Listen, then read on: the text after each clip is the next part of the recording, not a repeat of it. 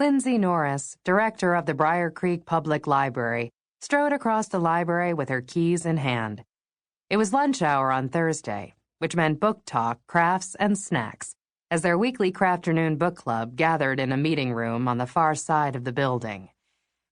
Out of all the activities the library hosted, this was by far Lindsey's favorite. She figured it was the book nerd in her that loved it so, but truthfully, these ladies had become her dearest friends since she'd moved to Briar Creek, Connecticut, a few years ago, and any afternoon she shared with them was time well spent.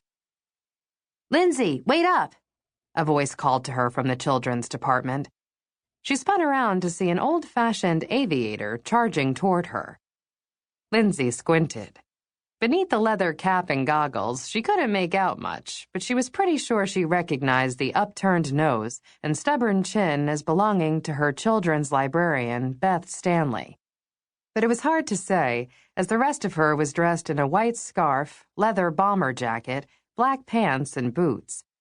Not the typical wardrobe for a woman who spent most of her time doing finger plays, felt boards, and story times. "What do you think?" the aviator asked. She planted her hands on her hips and stood as if she were posing for a photo. "I'm not sure," Lindsey said. "Who are you?" "What? Oh!"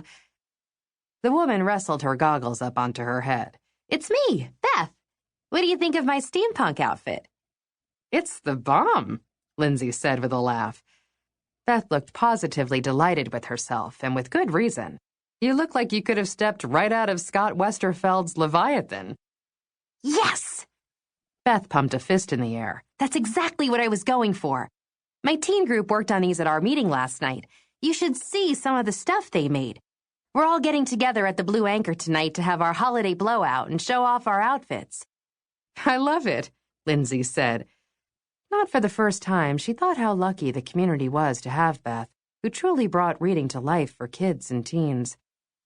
"I think you look ridiculous," a voice said from the circulation desk. "Mr. Tupper never let his staff run around in costume, and certainly not out in public." "No one asked you," Beth began, but Lindsey cut her off. "That will do, Ms. Cole," she said. "Beth has done amazing things to get our teens reading." Ms. Cole sniffed but didn't argue, which Lindsey felt was a big improvement. Known as the Lemon to the rest of the staff, Ms. Cole was an old-school librarian who longed for the days of shushing loud patrons and shunning late borrowers. "Walk and talk," Lindsey said to Beth. "Crafternoon is starting soon, and I need to set up the meeting room." "Who's bringing the food this week?" Beth asked. "Nancy." "Oh, I hope she baked cookies," Beth said. Nancy Payton, who was also Lindsey's landlord, was known throughout Briar Creek for her exceptional cookie-baking skills. Since it was December and the holidays were just weeks away, Lindsey knew that Nancy had been giving her oven a workout. "I think that's a safe bet," Lindsey said. She glanced out the window as they turned down the short hallway that led to the crafternoon room. The town maintenance crew had been decorating the old-fashioned lampposts that lined Main Street with garlands of silver and gold tinsel and hanging green wreaths with red ribbons just below the lamps. The decorations added just the right amount of festive energy to the air and helped ward off the gloom that seemed to be descending upon them in the form of menacing steel-gray clouds, which were reflected by the water in the bay, giving everything a cold, hard, and unforgiving appearance. The crafternoon room had a small gas fireplace, and Lindsey had a feeling that they were going to need it today to fight off the wintry chill in the air. "So I was thinking you should come and meet up with me and the teens at the Blue Anchor tonight," Beth said. "It'll be fun. I even have enough steampunk gear for you to wear." Lindsey glanced at her friend.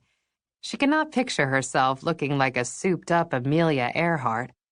Still, Beth had spray-painted the goggles copper and stuck all sorts of knobs and gear and even a dragonfly on them. They were pretty cool.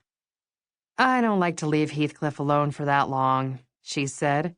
"What alone?" Beth asked. "He's been mooching cookies off of Nancy all day." "No doubt," Lindsey said.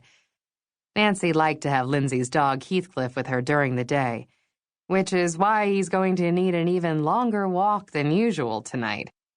"Aw, come on," Beth said. "It'll be fun.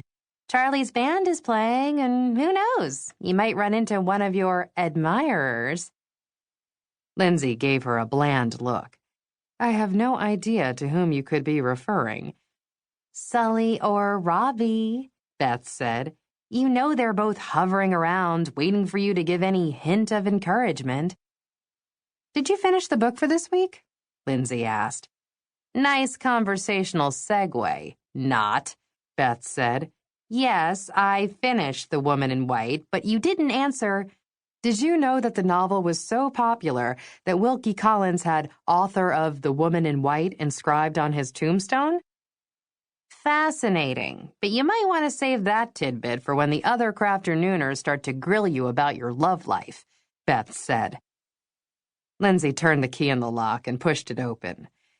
The room was dark, and she flipped the switch to the left of the door before stepping into the room. Her gaze moved past the door to where she saw a man standing perfectly still. She felt a thrill of recognition surge through her, but the man shook his head from side to side and then put his finger to his lips.